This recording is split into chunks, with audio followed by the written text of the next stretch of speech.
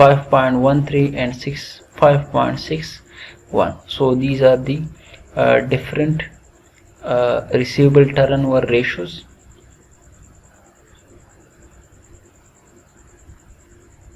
So you can reduce from here 4.36 times in 2001 the receivables are collected during a year. Our receivables are created. 5.14 times receivable are created in 2002. 5.61 times receivable are created in 2003. Now average collection period is equal to days in the year divided by receivable turnover ratio. So how many days are there? There are 365 days in a year. So we can write it over here. So the average collection period will be equal to 365 divided by this one, so it is equal to 83 days. Now again is equal to 365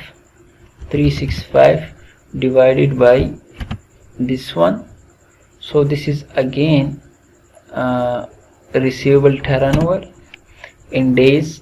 In 2002 and 2003 we are having is equal to 365 divided by this one, so sorry, 365 divided by this one, so it is equal to 65 days. Means, and this is 2001 figure, this is 2002 figure, and this is 2003 figure. So it means that after 83 days the receivables are around about 83 days, so we can reduce it. It become 84 days when we round it off, and it will become 71 days, and it becomes 65 days. So after on average in 2001, after 84 days receivables are collected. This is average collection period. Our receivable turnover in days. After 71 days receivables are collected. After 65 days in 2003 receivables are collected. So this is good. 65 day is good as compared to the 84 days, as compared to the 71 days. Next we will talk about the payable turnover. Payable turnover indicates the promptness of payment to suppliers by the firm. It indicates that how prompt is the firm in payment to the supplier of the firm. So payable turnover shows that how many times the firm paid to its suppliers in a year. If we convert it into days, then we call it payable turnover in days. Average number of days that payables are outstanding. After how many days the payables are given to the suppliers of the firm. So we will just calculate it. We want to calculate it in the Excel sheet. So for this purpose we need annual net credit purchase and accounts payable. Accounts payable is already here, that is accounts payable 81, 94 and 94, but we do not have annual net credit purchase over here, neither in balance sheet nor in income statement. So what to do? We will have just over here, we want to see how the figure came over here. So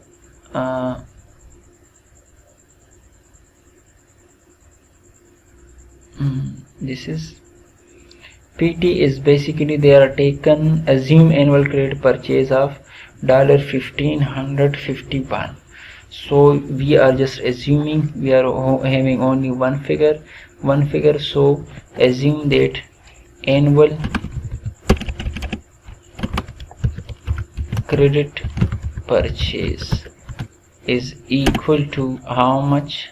$1,551. So $1,551 is basically annual net credit purchases, and this is okay. So this purchases and accounts payable. For example, this is a figure of 2003, so we are taking 2003 figure, and accounts payable, that is 94, so we will divide it by 94. So we are having, for example, the $94, okay, $94 payable turnover, PT. So PT is equal to, this is equal to credit purchase divided by 94. So this is equal to 16.5 times. So 16.5 times the payables are paid to the suppliers.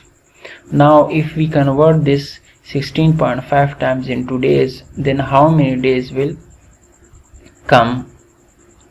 So we are just going to calculate the PT and days. For PT, to convert PT and days, we must be having days in a year, so that is equal to 365 days, and we need PT, that is payable turnover. Over here it is 16.5. so we are just going to, here you can say that PT and days. So PT and days will be equal to 365 divided by what? 365 divided by 16.5. Sorry, 16.5. So this is 22.12. Means that roundabout on average we are having 22 days in order to convert, in order to pay the amount to the suppliers which supply the raw material to the business and other supplies. Okay, now inventory turnover in days. What is mean by inventory turnover? We will see over here that what is mean by it. Inventory turnover in days, inventory turnover. So if we divide cost of goods sold of a company divided by cost of goods sold of a company on inventory, so we are having inventory turnover ratio. It indicates the effectiveness of the inventory management practices of the firm. It means that how many times the inventory are converted into sale. It simply means that how many times the inventory are converted into sales or cost of goods sold. If it is higher, it means your company is doing well. If it is lower, it means your company is doing bad. So we are just going to estimate it. So for this purpose we need cost of goods sold and inventory. If we are having cost of goods sold is basically COGS, which is over here. COGS, cost of goods sold, 2001 4849, 1501 and 1599. So we will just make it over here years, that is 2001, 2002 and 2003 years. Then COGS, cost of goods sold. Here we were having inventory account, so cost of goods sold stand for 849-1501. 849-1501. Then 1599. 1099. Okay, then we will, after that we are going towards the inventory. Inventory is a part of the asset account, and asset we are having 322, 616, 696. 322, 616 and 322, 616 and 696 and 696. Okay, that's good, we have done it. Now we will convert into dollar form. Now you have to calculate the ratio for 3 years, 3 different years, 2001, 2 and 3. So inventory turnover or inventory turnover. So inventory turnover will be equal to cost of goods sold divided by this amount, and then you can drag it down. So drag down and calculate the other ratios. Here you can, okay, so it's 2.64, 2.44 and 2.30. So it is decreasing by the time from 2001 to 2003. So leave it. So now the last one is that the last one is total asset turnover. Total asset turnover means it indicates the overall effectiveness of the firm by utilizing its assets. How the firm is effective in utilizing its assets. So it is equal to net sale divided by total assets. In 2003 it is equal to 1.02, which means that around about 1 times the total inventory is converted into sale in a year, in 1 year. So it's good, not very bad. However, we are going to calculate it, and this is years. So years are already given, so I will just copy and paste it over here. So this is copy and paste. Now what we need, net sale, we need net sale and total assets. So net sale and total assets. So sale is also available over here, and this is sale, Control C and Control V. Sale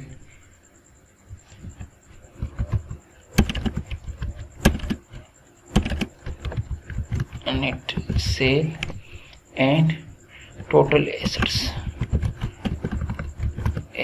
Total assets is the item of balance sheet. So 1223 1223 2044, and the last one is 2169. So you can convert it into dollars form. Over here you can total assets turnover. Okay, so total assets turnover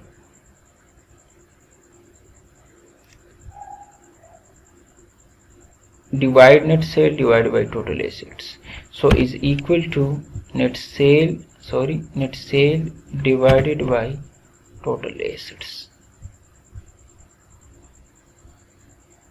total assets is equal to this one, and this is equal to, so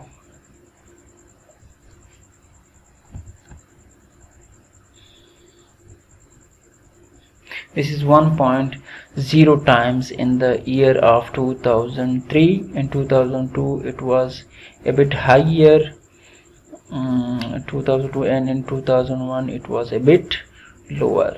So roundabout it is going steady, and on average in 3 years I think there is a very little difference in asset turnover,